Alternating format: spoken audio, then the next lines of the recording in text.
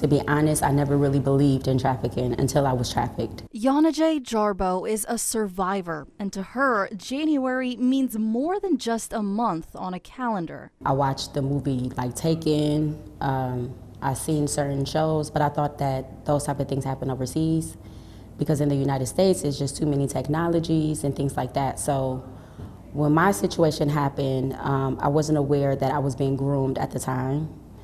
And I was being groomed as if that was my boyfriend. It's a stark reminder that anyone can be a victim of human trafficking. In the process of me trusting him, he pretty much told me that I can go to Arizona, making more money out there, switching over my job. When I got out there, I just entered directly into human trafficking. So I entered into a hotel, and I had clothes ready for me, and it was 3 other females that was there.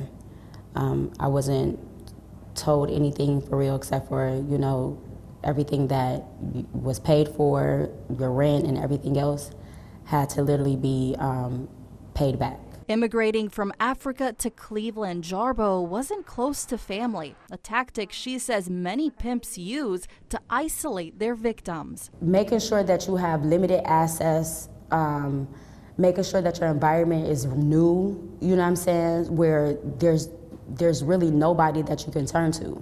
And yeah, that was pretty much my situation. The fact that I was from Africa, I was from Cleveland, Ohio, I didn't have an ID, I didn't have a passport. Nobody could have really asked him, like, you know, who is she or where is she from? Being groomed and moving across the country is just one example of human trafficking. But there are some things that we can look out for to help stop this problem before it starts. Signs that you may be in danger would be folks asking you to do things perhaps for free or things that violate your feelings of safety and security. Asking you to give up pieces of yourself that you may consider sacred or private, that would be a big red flag. If at any point you're starting to have questions about if you may be in an abusive relationship or in a human trafficking situation, just give us a call and we're happy to talk that through.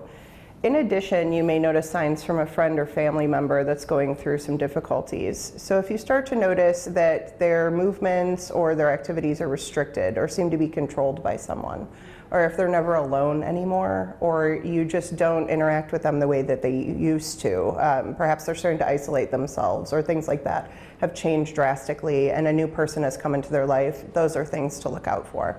Even though there's no handcuffs on you, you know what I'm saying, like they don't have you restrained to a bed or anything, but at the same time, it's a lot of mental games that they play to make you feel like you have to be, you know, in that position. Sometimes we were treated like regular humans, you know. It wasn't always terrible, but there's no such thing as a nice pimp either. So the importance of just getting the word out in regards to trafficking. I would like for more survivors to speak about it because the more that we're silent about it, it's why it goes undetected, and it has been undetected for so long. Human trafficking just don't start because, you know, a runaway child or because someone is on drugs, you know what I'm saying? Like, human trafficking starts with children that have been molested all their lives, you know, or they have seen their parents in domestic violence situations, so now they're looking for someone to save them. And that's what a lot of pimps come off as a savior, as your, you know, perfect person, you know, and if it's too good to be true, then it's pretty much too good to be true. For resources on human trafficking, you can visit cleveland19.com. We have a full list of links, including the Cleveland Rape Crisis Center website. In the Clark-Fulton neighborhood, Angie Rodriguez, 19 News.